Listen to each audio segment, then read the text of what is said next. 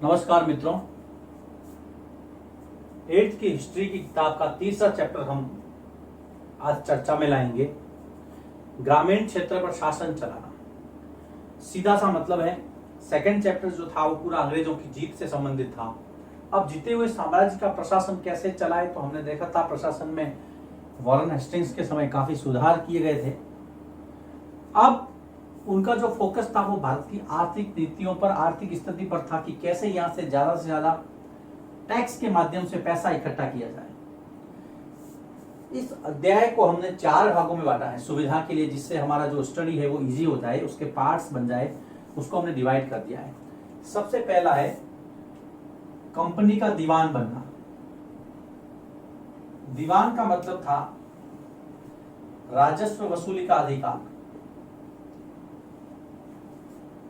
राजस्व वसूली का अधिकार, कंपनी का दीवान बनना। कैसे बनी दीवान, चर्चा करेंगे। दूसरा, दीवान बनने के बाद में उनकी जो आर्थिक नीतियां थी भारत के लिए, जो इकोनॉमिकल पॉलिसीज थी ब्रिटिश इंडिया के लिए, वो क्या थी। अंग्रेजों की आर्थिक नीतियां यहां पर दूसरा भाग होगा इस चैप्टर का। अंग्रेजों की आर्थिक नीतियां, ये दूसरा पार्ट है। फिर इस पार्ट को मैंने 3 सब पार्ट में बांटा है। सबसे पहली नीति थी स्थायी बंदोबस्त।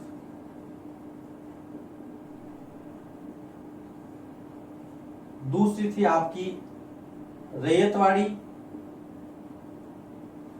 और तीसरी है आपकी महालवाड़ी। ये तीनों नीतियों के बारे में बारी बारी से पढ़ेंगे, आपके सिलेबस में दिया है। फिर आपका जो तीसरा पार्ट है, यूरोप के लिए फसलें उगाना। अंग्रेजों ने यूरोप के लिए फसलें उगाने के लिए भारतीयों को मजबूर किया। कौन कौन सी फसलें उगाई गई उसके बारे में चर्चा करेंगे। तीसरा है यूरोप के लिए फसलें उगाना।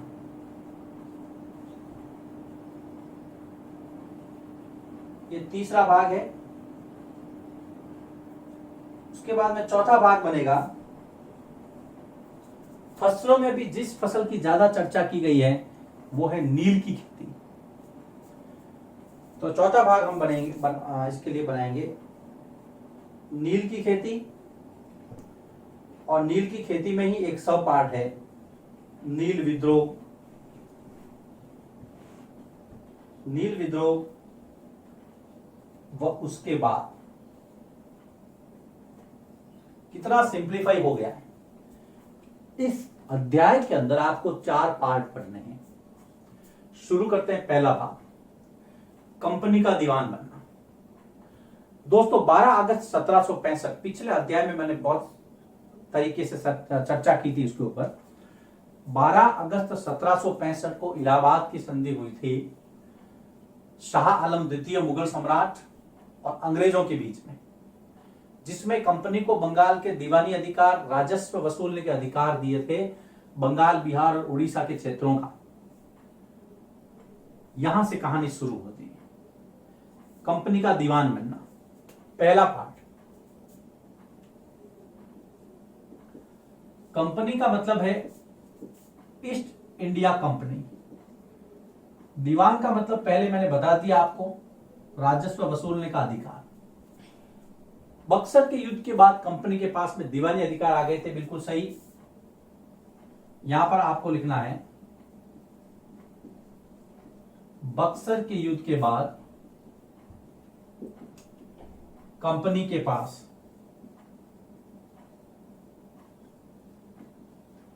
दीवानी अधिकार अर्थात राजस्व वसूलने के अधिकार आ गए थे, रेवेन्यू कलेक्ट करने के, राजस्व वसूलने का अधिकार। 12 अगस्त 1765 को अंग्रेजों ने 12 अगस्त 1765 को अंग्रेजों ने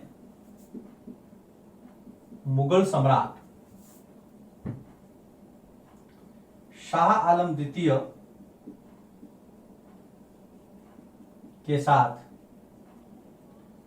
इलाहाबाद की संधि की थी। जिसके बारे में हमने पिछले चैप्टर में बहुत गहराई से पढ़ा था।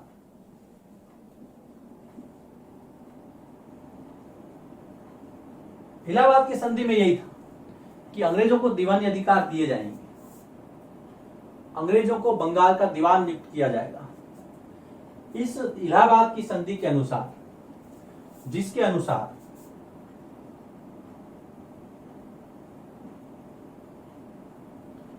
अनुसार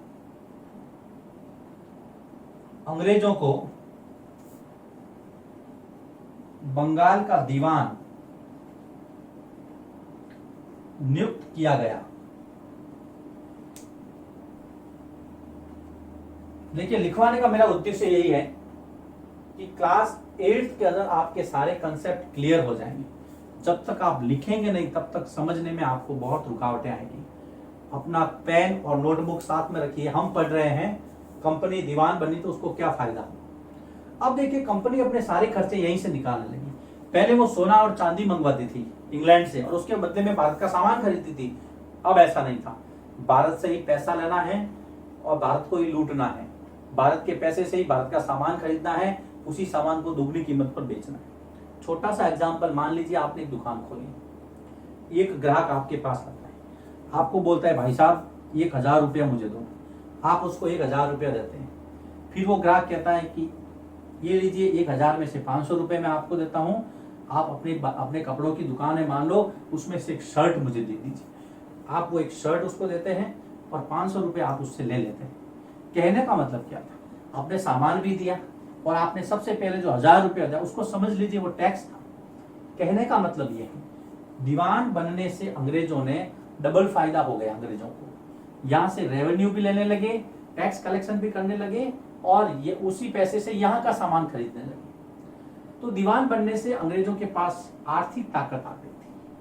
कंपनी दीवान बनने के कारण अपने नियंत्रण वाले इलाकों की शासिका बन गई थी। लिख सकते हैं आप, कंपनी दीवान बनने के कारण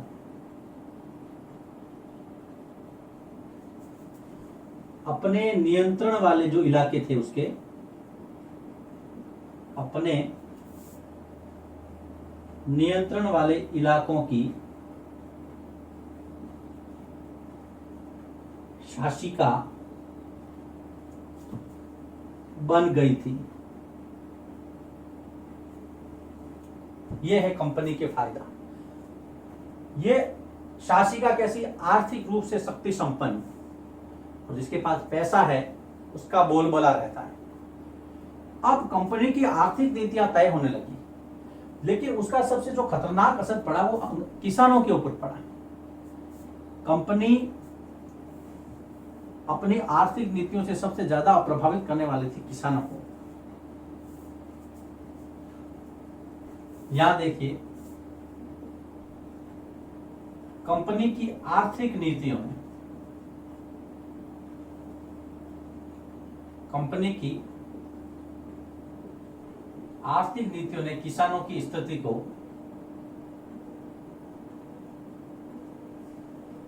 अधिक दयनीय बना दिया।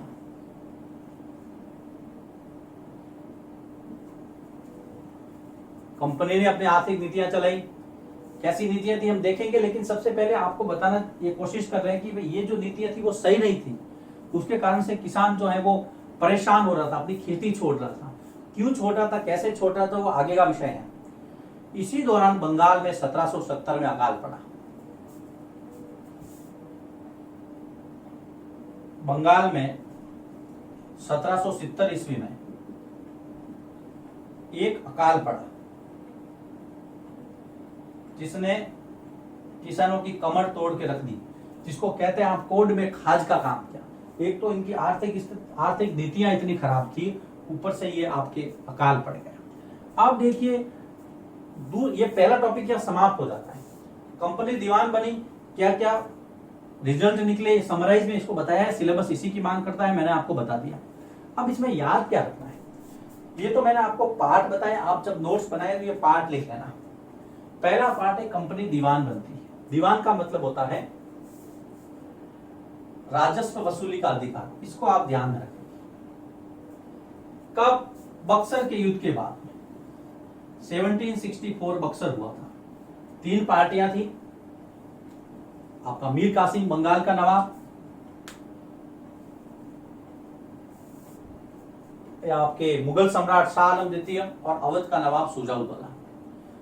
लेकिन तीनों ही अंग्रेजों से हारे थे। वहां पर हारने के बाद में मुगल सम्राट के साथ में अंग्रेजों ने संधि की थी, वो थी इलाहाबाद की संधि।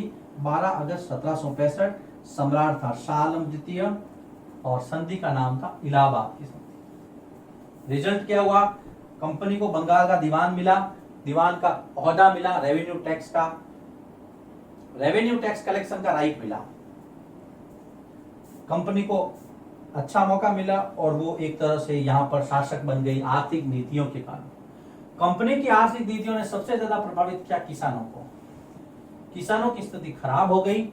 इसी दौरान बंगाल के अंदर 1770 में अकाल पड़ा। कई बार प्रश्न आता है बंगाल में अकाल कब पड़ा था? 1770। ये है पहला पार्ट, बहुत आसान है। अब हम जानेंगे अंग्रेजों की आर्थिक नीतियां क्या थी। एक एक करके हम नीतियों को जानेंगे और आप वास्तव में देखेंगे बाद में कि जब ये पूरा चैप्टर हो जाएगा आपके पास एक बेहतरीन रिकॉर्ड तैयार हो जाएगा, जिसके आधार पर आप एग्जाम में तो अच्छा करेंगे ही, नॉलेज के पॉइंट ऑफ व्यू से भी आपको काफी हेल्प मिलेगी।